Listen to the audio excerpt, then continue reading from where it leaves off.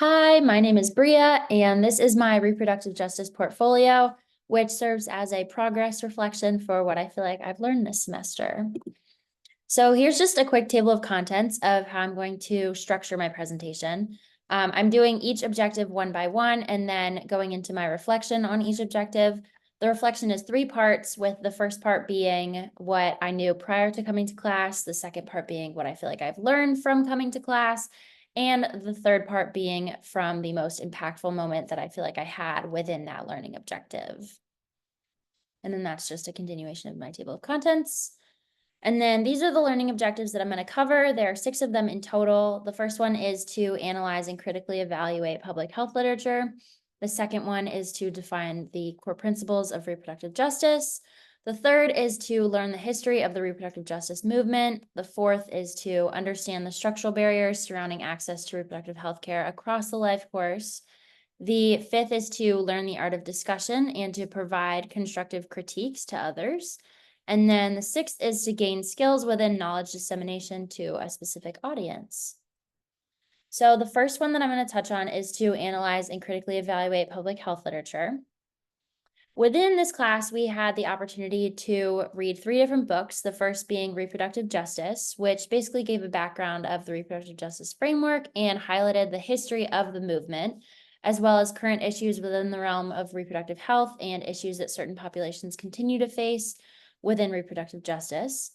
And the second book that we read was You're the Only One I've Told, which highlights lots of stories from a variety of people who have had or have been connected to abortions. And the book basically aims to humanize abortion and to humanize the lived experiences of birthing persons who have either had an abortion or been connected to one. And then the third book was Shattered Bonds, which works to discuss the current state of the child welfare system and emphasizes the stories of many families of color who have been heavily impacted and negatively impacted by the failure of this system within our country. And prior to reproductive justice, I had experience with public health literature in the past. This literature had concentrations in HIV and AIDS related to global health, maternal and child health and foster care, and then mental health. So I had kind of bounced around in terms of realms of health that I had studied, but I wasn't very familiar with writing and or discussing within the reproductive justice and reproductive health realm. And after reproductive justice, I now feel like I know how to approach literature within the subject of reproductive health, and I really understand the importance of lived experiences, stories, and the past history of reproductive justice. I feel like through those books, particularly through You're the Only One I've Told, I've really learned a lot about what it means to learn about the experiences that women and birthing persons have had in the past related to their reproductive health stories. And I also feel much more comfortable with my understanding of reproductive justice issues and of past research and past history. And the most impactful moment that I feel like I had within this objective was completing my reading responses. Not only did the reading responses give me an opportunity to further analyze and discuss what I read, but they also helped me to better understand issues that I hadn't previously learned about within the text. I didn't have the chance before this class to learn much about reproductive health or about reproductive justice. And so being able to reflect on what I had learned not only helped me to retain it better, but also helped me to better understand what was being said. So the second objective that I'm going to go over is to define the core principles of reproductive justice. So there are 3 principles or pillars of reproductive justice in total. These include the right to have a child if one chooses to, the right not to have a child if you choose not to, and the right to raise a child in a healthy and safe environment. And prior to reproductive justice, my conversations surrounding reproductive health really only centered on the second principle, so the right not to have a child. When I thought about reproductive rights or about reproductive health in general, my mind generally attributed that to abortion. And I had a loose definition of what reproductive justice was, but I didn't know about the core 3 principles and how those impacted others' lives. And after taking reproductive justice, I feel as though I understand the core principles and the way in which each has been threatened by laws, policies, discrimination, and mistreatment of women and birthing persons. And I also feel like I'm able to recognize how each principle is important within the larger reproductive justice framework. My impactful moment within the core principle part of reproductive justice lied within the class videos and episodes that we watched. In specific, The videos that we watched that highlighted the stories of women of color who were sterilized and who had wanted children really put all three principles into perspective. They were very eye-opening and just served as a reminder that the laws and policies that are put into place not only impact your ability to not have a child if you choose not to, but they also impact people's ability to have a child and to raise that child in a healthy and safe environment. And then the third objective is to learn the history of the reproductive justice movement. And I thought that this quote from the reproductive justice book that we read really put this into perspective. It says, understanding the historical, legal, and technological context in which women have lived their reproductive lives is key to understanding how women have seized particular spaces for managing their fertility. So in order to understand how certain groups have been marginalized and certain groups have been put up to either have access to reproductive health care or to not have access to reproductive health care, it's really important to understand the history and the context in which this occurred. And I definitely feel as though this book helped me to further understand that context. And prior to reproductive justice, I really hadn't read or learned any information about the history of the reproductive justice movement. I knew about the history within the time that Roe versus Wade was still established, or was first established, and then everything after that. But I really hadn't looked specifically at the history that impacted birthing persons of color's choices to either have children or to not have children. And upon first learning about this, I found myself frustrated that I can't talk. Frustrated that I hadn't learned about it sooner. I feel like in high school and even middle school, we learned so much about American history, and none of that really touched on the history of reproductive justice or of reproductive health and the birthing person's journey to be able to have reproductive rights.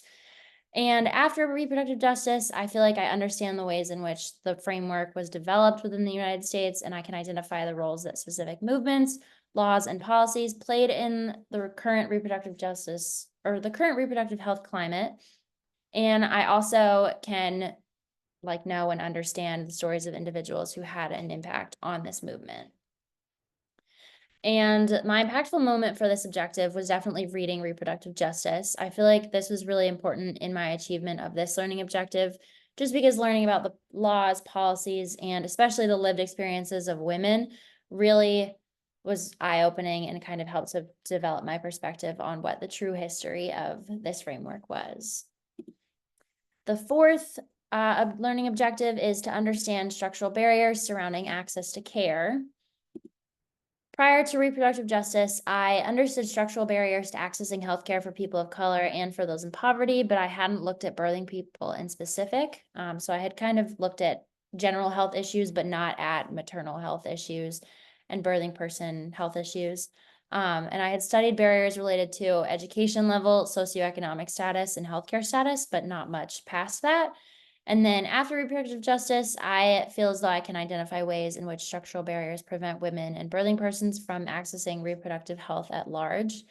And I also understand that this relates to all sorts of structural barriers, so socioeconomic status, education level, stigma, discrimination, quality of care, the area or location of care, policies, decisions of those in power, and intersectionality. And intersectionality isn't necessarily a structural barrier, but I also do feel like I've learned a lot about how that plays a role in accessing care within the United States. So the impactful moment that I wanted to reflect on for structural barriers was the resident episode that we watched. Although this episode was really hard to watch and really upsetting, I felt like it was also extremely necessary and very important to take into account when looking at these issues. And it was very eye-opening. It really put into perspective the ways in which the quality of care is influenced by discrimination, stigma, and biases, and the ways that this notion detrimentally impacts the lives of women of color throughout the United States.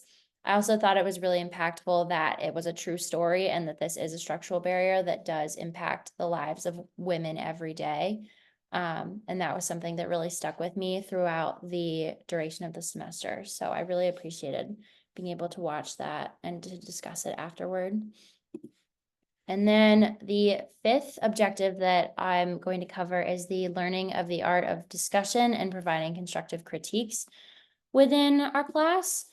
Prior to reproductive justice, I had had experience with group discussions, but hadn't had many discussions on reproductive health issues. I felt like a lot of the information and the discussions that I've had either came from the news or it came from people who were around me who were like-minded and had similar backgrounds versus in our class. I feel like we had a variety of backgrounds and perspectives that really helped me to learn more. And I could also provide constructive feedback and criticism on writings and projects. And then after reproductive justice, I feel like I had a deeper understanding of the impact of discussion surrounding issues like these. Being able to hear other people's perspectives and question my own biases was really important in my learning throughout the semester. And I also feel more knowledgeable on systemic issues surrounding reproductive justice. And I also feel like I can illustrate the importance of having discussions within this topic outside of class. I know I've had lots of discussions with my family and with my roommate and my friends just about reproductive justice related work and reproductive justice related issues. And I also feel as though I can provide constructive comments on reproductive justice related work and discussions. I also briefly wanted to reflect on the passion that I feel like a lot of us had within our discussions. I feel like that really made such a positive impact on my ability to participate in discussions and also on the discussion itself. I feel like everyone in our class added really important points, and we were all pretty eager to discuss the issues that we talked about within reproductive justice and reproductive health. And we also talked a lot about how we may be able to advocate for change and how we as individuals can make a difference, which I feel like really added to my learning within this objective. And then two other impactful moments beyond just the passion that was sparked within class discussion was also the fishbowl discussion on reproductive justice. Having the chance to sit outside of the circle and actively listen to the discussion that was taking place, and also having the chance to be able to be in the discussion really allowed me to better understand the importance of hearing people's perspectives and diving deep into structural issues and not just talking about what the issue is, but how the issue came to be and what we can do to advocate for those in need. And I also thought that the photo voice activity was really important and impactful for me. Having those discussions gave me an opportunity to listen to my classmates' lived experiences and also to open my mind to a variety of different perspectives. I felt like we talked about a lot of really important and relevant issues to all of our lives, and striving to be curious and to ask questions within those discussions was super impactful as well. And finally, the last learning objective is to gain skills within knowledge dissemination to a targeted audience. Prior to reproductive justice, I had had experience with creating papers, projects, and portfolios for audiences that were similar to me, so other students in college or professors. During my freshman year, I had the chance to create a little children's book project on health issues, but I hadn't specifically tried to explain reproductive justice or reproductive health issues to anyone besides someone that was my age before. After this class, I feel like I understand how to communicate the principles and general information of RJ to a variety of audiences. And I also feel like I'm more aware of the importance of catering information to a specific audience. And I also feel like I am more confident in my ability to continue to practice this. I know that this is really important within public health and within my possible career. I really want to go into health communications, so learning how to provide people with information that's important and relevant to them in a way that makes sense to them makes all the difference in making an impact within that field. And then my impactful moment from this objective was creating our Periods 101 video. Sammy and I worked on a video about like everything about periods and reproductive health, and it was catered towards middle schoolers. And this kind of allowed me to learn more about how to include certain points about a very broad and hard to understand topic to cater it to an audience that wasn't necessarily in the same place that I am, and like education wise, I guess.